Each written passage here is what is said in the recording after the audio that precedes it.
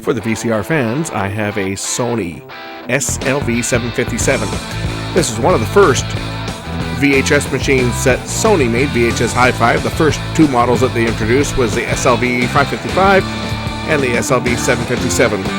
Let's get started on this one. This is SLV757, I think. Yes, SLV757. One of the first of the Sony VHS machines. I'm told it doesn't play. Yuck. Severe noise. And I'm using a CRT monitor because my plasma has been known to give me a lot of noise on the picture. This one has severe herringbone in the image. Even the blue screen has severe herringbone. And I'm going to go out on a limb and say this has a power supply problem.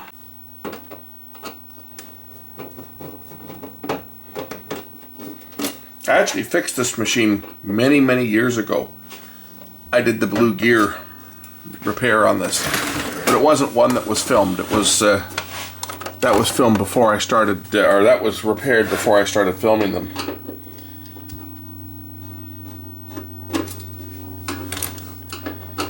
But I'm going to go right on this one. I'm going to go right into the power supply because it looks, that looks like ripple from the switching power supply, which is back here on this unit. So I've got the power unplugged. Let's pull this power supply out and take a look at it.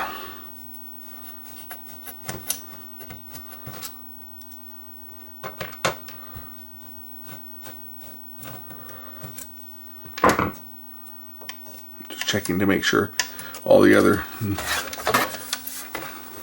trouble points on this aren't acting up. Okay, power supply is out.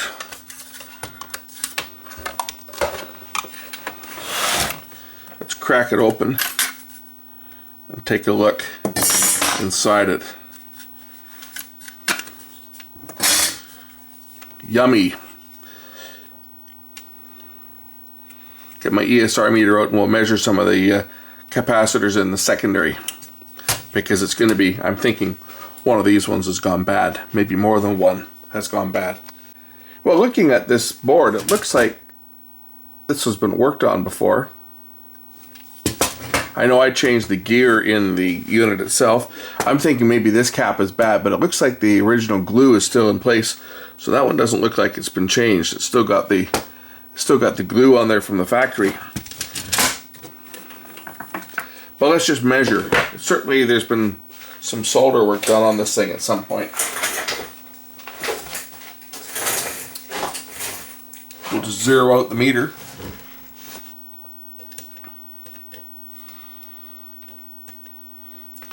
And we'll start checking some of these caps in the secondary stage, like this one. Make sure it's discharged first. 0.07.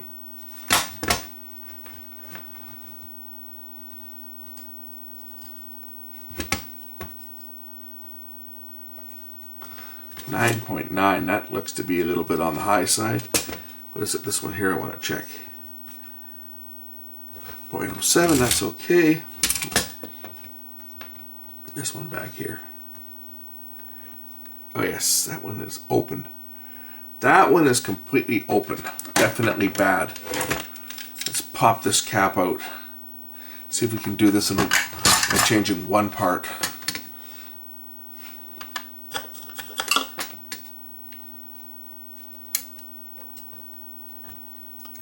And this is glued in using, this is an original cap. This has never been changed because it's still got the glue on it from the factory, which I just broke.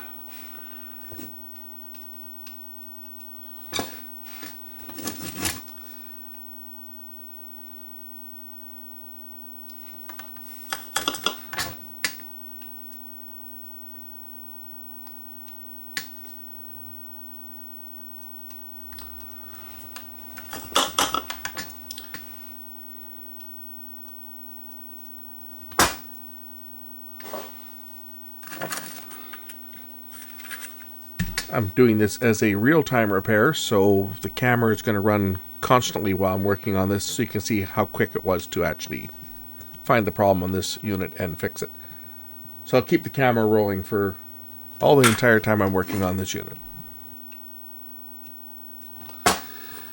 What is with the solder? It seems like this is lead-free solder, but I don't think so. Shouldn't be. This wasn't made back in the day when lead-free solder was common. Anyway, there, that's out of there. This cap is 10 volts, 3300 microfarads. Oh, wonderful. Do you think somebody effed up on this? This is original because it's never been changed. It's glued in. This one looks like it's been changed in the past because the glue down here has been damaged. But this original cap, I just broke that glue seal now. In fact, you can still see, if you look down here, you can see some of the jacket actually peeled off and is stuck to the board. This is an original cap. Do we see something wrong with this original cap? Well, first of all, I think it probably used to be a light blue color like these ones here. 85 degrees in a switching power supply. No way. This should be 105. This one down here also is probably bad. I'm going to change both this cap and this one. The other ones I'm not going to bother because they haven't changed color.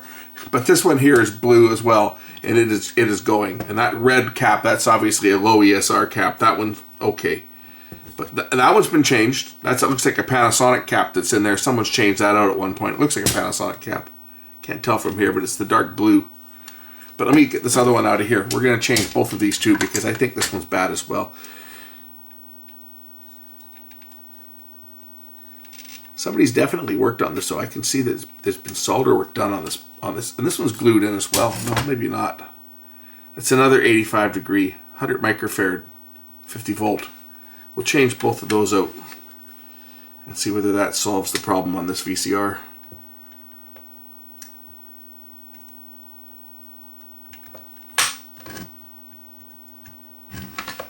Do I need to measure it? It's going to be bad. I can just tell because of the color. It's discolored, but it's going to be bad. But what the heck? We'll measure this thing anyway. Yeah, open. Completely open. Here's the meter. My lights make it hard to see anything in here. Everything reflects the stupid lights. Okay, completely open. Same with this other one here. This one here is open. Right, these are both bad. We got a couple of new filters and we'll change those out. So I'm going to replace this one with 105 degree. It's another Rubicon.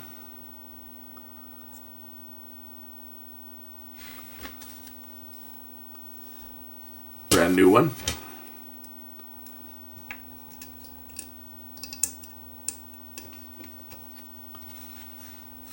And this other one's also 105 degree.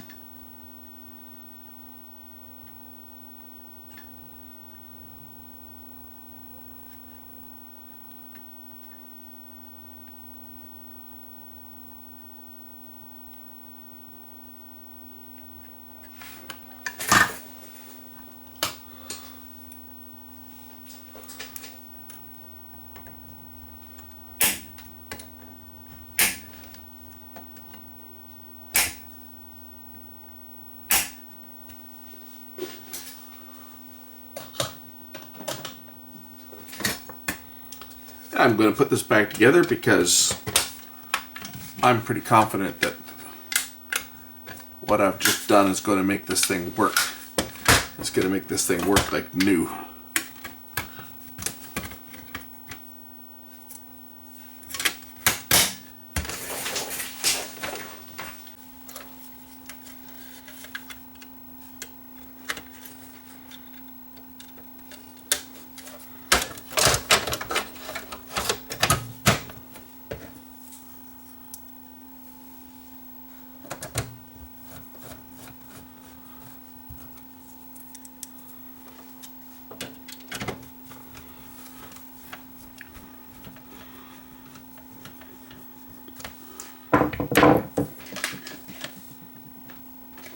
I'm so confident that this is going to make this run that I'm going to do this in one shot without stopping the camera.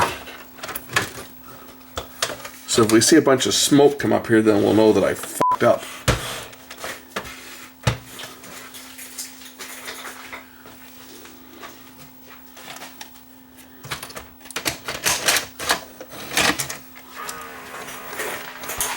Shall we pan the camera up as this thing goes into play?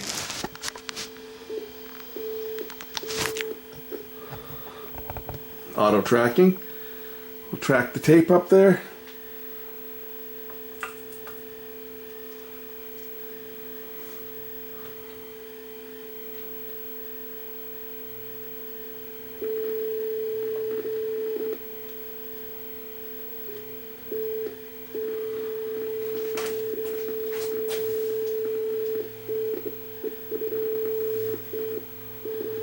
I think we'll touch up the alignment while we're at it.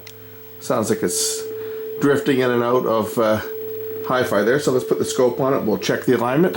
I'm only going to clip on one test point because I'm lazy. I don't feel like clipping on the trigger probe.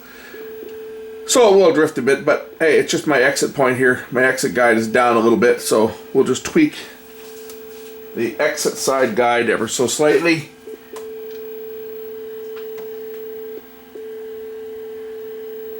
There we go. I guess I'll turn off the auto tracking to do that.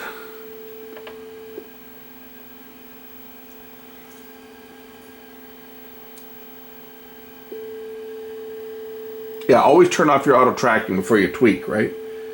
Otherwise, you'll have the auto tracking fighting against you. It looks like maybe one of the lock screws might be a bit loose on this. Let's just take a look. That looks a lot better, that RF now. You're seeing a bit of a line here from the rolling shutter in the camera, but it's looking pretty flat to me.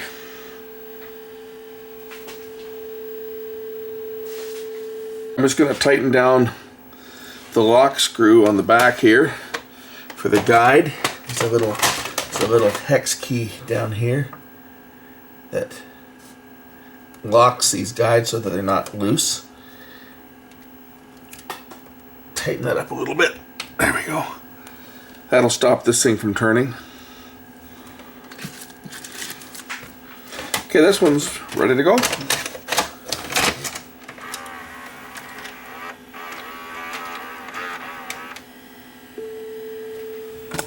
Absolutely perfect.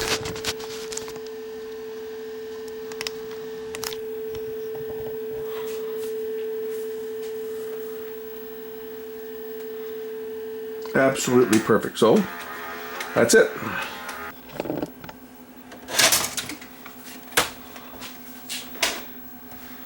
I can send this one on its way back to the owner. He's a buddy of mine. Dropped it off on his way to work today. I can send him a BBM message and say, hey, come and get your VCR. It's fixed. Thanks for watching.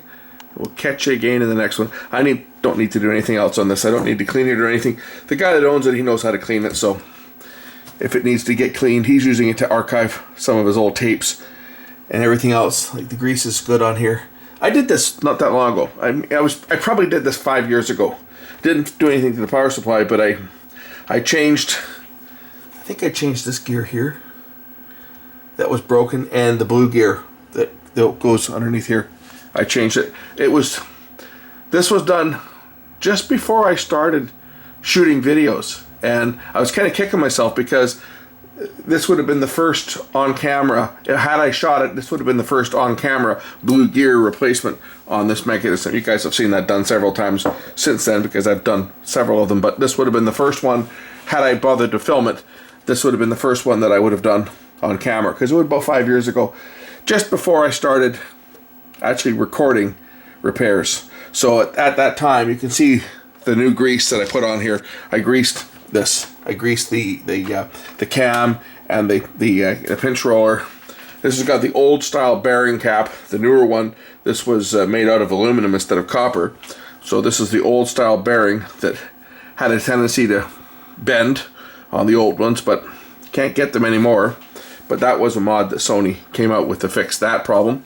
Other than that, these are great old machines. I mean, this is pretty old now. This is the first generation that Sony had for VHS, which would have made it, what, early 90s, I guess. I forget exactly what year Sony brought their not their Super VHS, but their standard VHS machines out. Is there a date on this thing? Might have a date on it.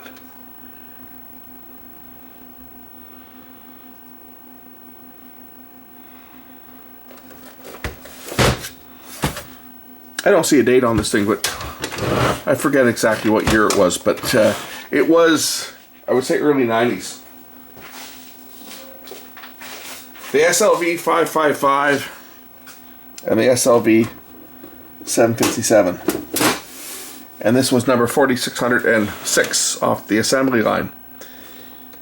Because the serial numbers of Sony, in case people didn't realize, but the A8 was Japan, right? The first digit was the factory that it was made, and then the serial number started out 00000. So this one would be number 4606 for this model run. Anyway, that's it for this one. Thanks for watching. We'll catch you again in the next one real soon. Bye for now.